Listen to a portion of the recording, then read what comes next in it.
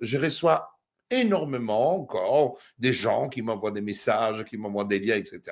Je vous le dis, je suis concentré dans l'objet de l'association.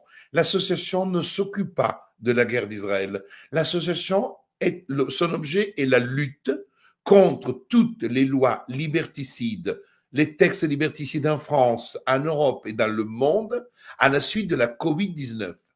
Et c'est là. Et moi, je dois respecter, en tant que président de l'association Réaction 19, l'objet de l'association et l'engagement et le mandat qui m'est donné par les adhérents.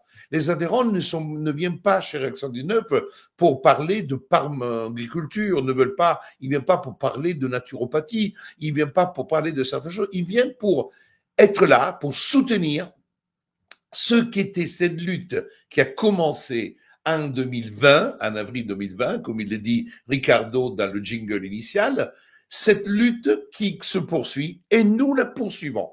Nous la poursuivons parce que il est clair qu'aujourd'hui, si on laisse des scientifiques qui se chamaillent avec des analyses médicales, on voit très bien le résultat. Le résultat, c'est le néant. Le résultat que rien n'est fait. Aujourd'hui, il y a une chape de plomb qui est mise par toutes. Et alors là, la preuve, c'est qu'il y avait une complicité globale, c'est qu'il y a un silence global.